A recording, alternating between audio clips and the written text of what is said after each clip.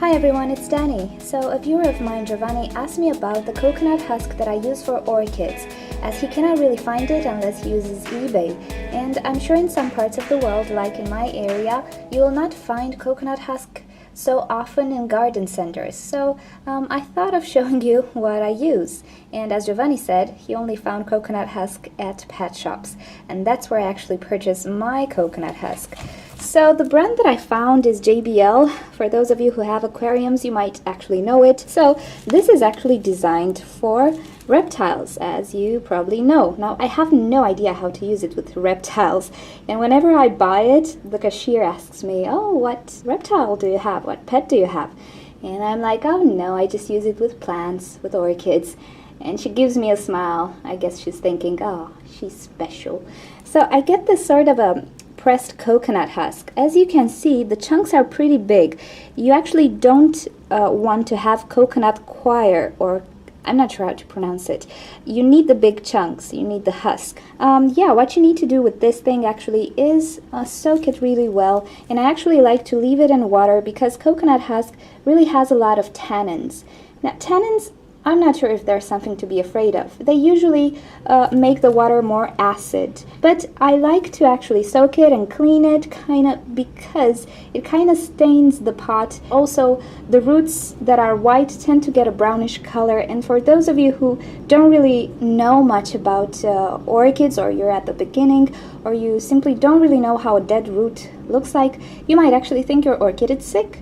But it's not. So yeah, I like to clean it. So I'll show you what I do and how I actually take care of my coconut husk. Okay, so you need to find yourself a bucket or a pretty big container, because this little pack will actually expand into something humongous. So yeah, place your coconut husk in a bucket, and then it's just a matter of putting some water in.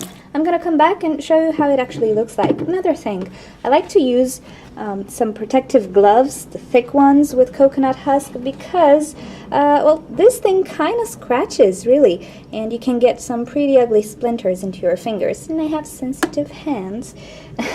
Yeah, but if you're a manly man, of course, you don't need to wear gloves. I just don't like to touch anything harsh. So if you're a girly girl like me, use some gloves. You won't regret it. Okay, so here we are after a few minutes. It's already started to fill, to actually expand. So yeah, this is why I told you you need some gloves. I was kidding about the manly man thingy. Wear gloves if you don't want to have splinters, or, you know, just avoid it. If you don't want to use gloves, that's fine.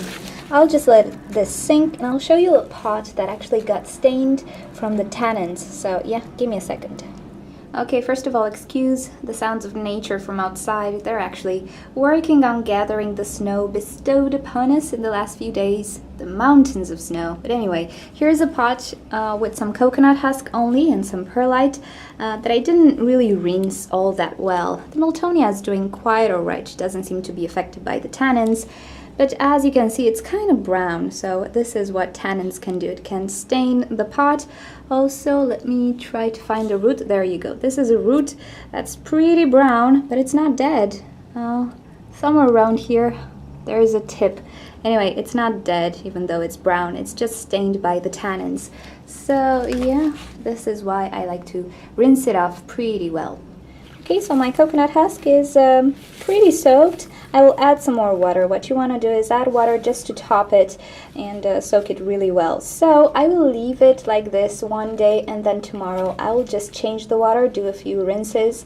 Also, I use a strainer that's out of use for kitchen purposes, just because I don't want to, you know, clog up the system from my sink.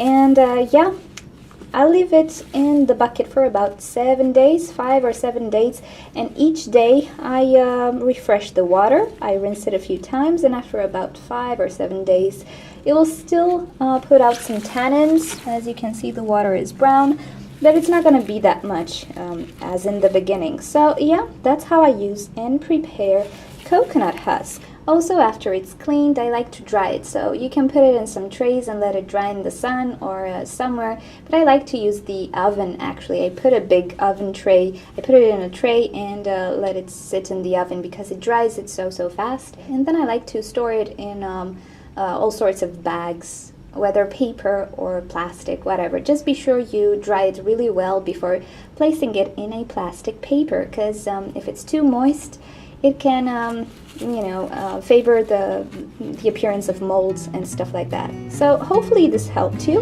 And yeah, if you want to do some mixtures with coconut husk, you can totally do it. I like to use it.